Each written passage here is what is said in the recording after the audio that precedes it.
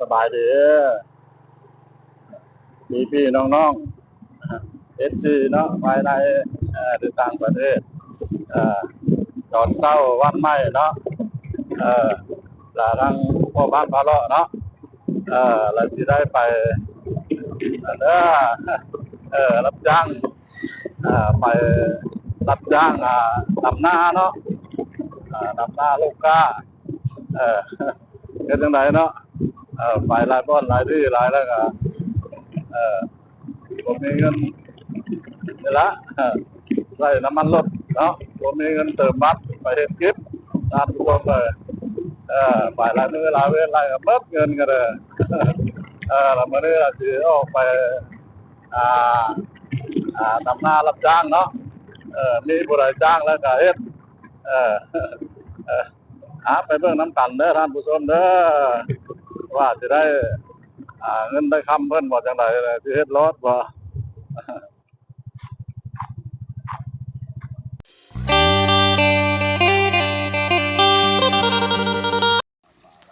สบายดี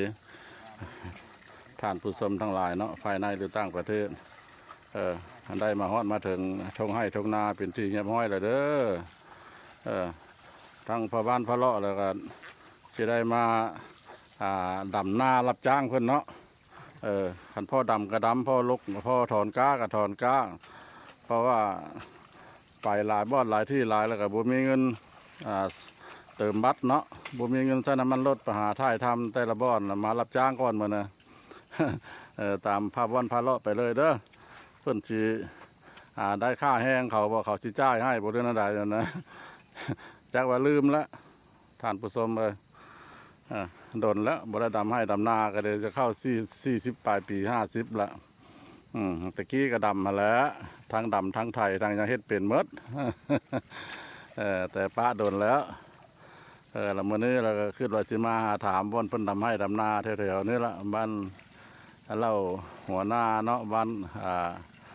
ถ้ำมีบ่อนใดเพิ่นดำแล้วก็ไปถามเพิ่นอันนี้ก็ยังไปถามได้หลังจากเพิ่นสิเอาหรือบ่คนงานนะเพิ่นแบบลกกาแน่แล้วก็แบ่งเดี๋ยวไปดำน้ำผุดเลยพอคันเพิ่นเอาแล้วก็สิได้ดำอยู่นี่ละดำซอยเพิ่นนี่ละพอได้เงินเนาะซื้อบัตรนั้นไปถ่ายคลิปถ่ายทำเนาะให้ท่านผู้ชมได้ฮู้ได้เห็น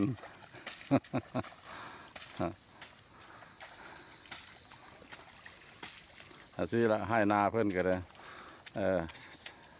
สะอาดสวยงามอยู่ทางข้างให้ข้างนานี่กับจะเป็นไปด้วยภูผาป่าไม้เนาะรอบๆเดี๋ยวนาเพิ่นอยู่ผู้เดียวแต่บ้านที่ลงดับหน้าบ่แต่เต็มที่นาอยู่ผู้เดียวก็สบายแน่นึงแต่เต็มที่ได้เฮ็ดหัวแล้วเนาะว่าได้เฮ็ดหัวอ้อมเลยมันนะว่าได้หัวเจ้าได้เฮ็ดอ้อมเลยบ่หัวนาได้เฮ็ดอ้อมเลยบ่ทางพุ่นเด้สะด้านด้านป้าเราติดกับเขาอีกบ่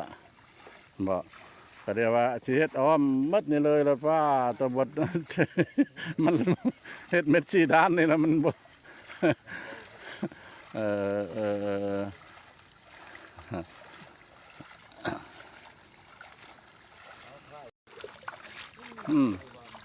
ยากนะตัวนั้นค่อยงัวควายแล้วบ่ยากกว่าใดบ่หึงเด้อจังได๋เจ้าก็แล้วล่ะเนี่ยอันนี้ก็ได้มันมีเงิน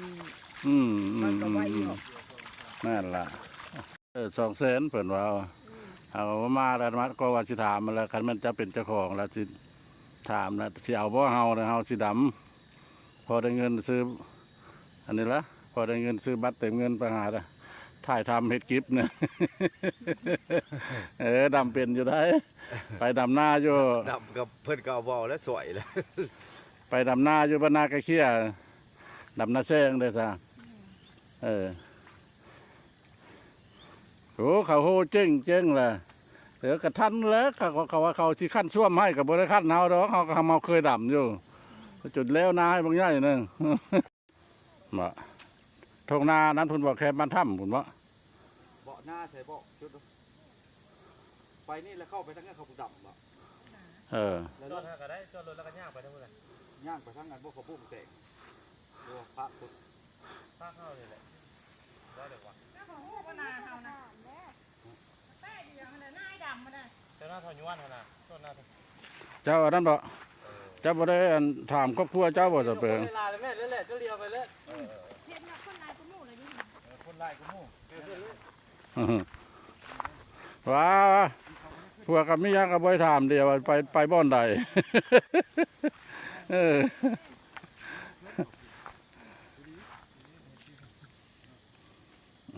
อเป็นคือจังซี่แหละเนาะ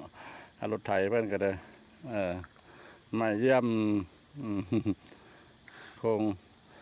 สยามโคโบต้าเนาะรถไถเพิ่นก็ได้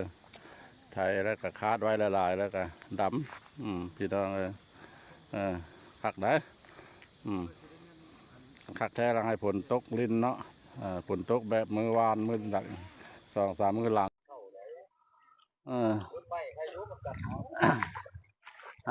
มาท่านผู้ชมมาเบิ่งทางพ่อบ้านพาเลาะสิลกกาหน่อยเด้อเพิ่นจ้างเป็นมัดคันจ้างเป็นวันแล้วก็เพิ่นก็ไล่สูงอยู่ตกประมาณ300 กว่าบาทเนาะคิดเป็นเงินเงินไทยเนาะประเทศเพื่อนบ้านเงินลาวเฮาก็สิตกอยู่200,000ไอ้มารับจ้างลกกาก็เด้อ พอได้เงินอันนั้นท่านผู้ชมเลยพอได้เงินเติมบัตรใช้น้ำมันรถไปหาท่ายทำให้ท่านผู้ชมหูเห็นเนาะไปหลายบ่อนหลายที่หลายก็เมิดเงินก็เลยเงินที่ใช้น้ำมันรถกับบ่มีสิเติมบัตรกับบ่มีแต่ได้ออกมาหาลูกก้าดำให้ดำนาเนาะช่วยนี่ละพ่อแม่ประชาชน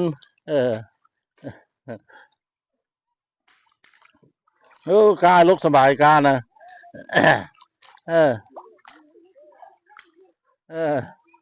นี่เด้อท่านผู้ชมเด้อมาลูกกาเด้อลุกสบายลุกสบาย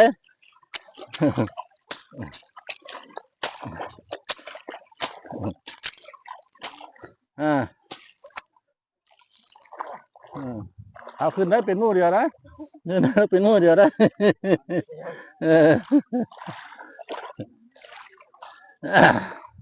เคยเห็นแล้วเคยลกเคยเห็นนานนะสมัยยังเป็นเด็กหักตะวันลายปีแต่แล้วประเด็นไหนเห็นฮอตแล้ว40 ปลาย40 ปี50 ปี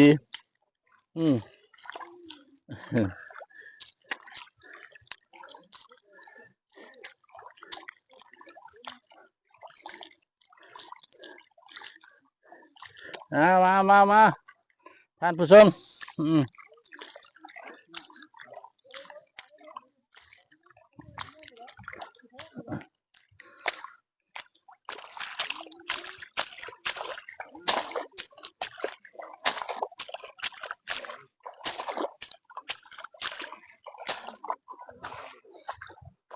เจ้าก็จะให้จะบอกเงินนะ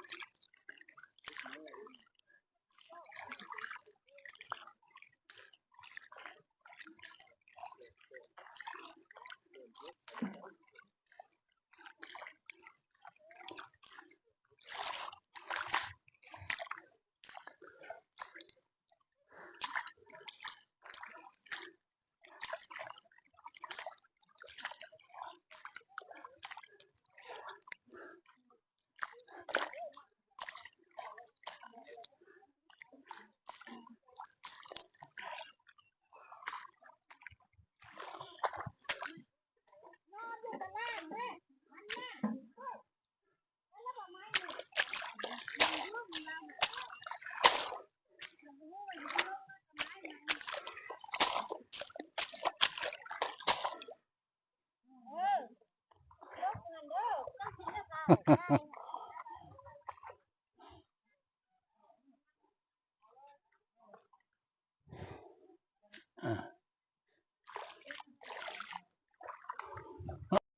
ะทานผู้ชมเลย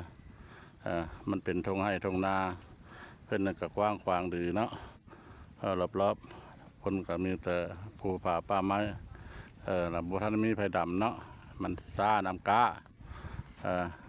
กามันเอากาบัวท่านน้ำสลายแล้วน้ำมันเต็มให้เต็มนาแต่บัวท่านได้ดำเนาะเพราะว่ากายังบัวยาวดำแต่เจ้าของนี่ละบอนพอวานพาเลาะมารับจ้างลูกกาเพื่อนนี่ละการถ่ายทำเก็บภาพบรรยากาศเนาะมารับจ้างทำให้ดำนาก็พอประมาณนี้ละถ้าผู้ใดพี่ๆน้องๆเห็นคลิปของพ่อบ้านพาเลาะขอกรุณากดไลค์กดแชร์เนาะกดกระดิ่งติดตามให้พ่อบ้านพาเลาะเด้อพอเป็นกำลังใจเนาะทุกแต่แท้ยากแต่แท้เด้อปลารับจ้างลูกกา5 มุ้งไปตามทงให้ทงนาสบายดี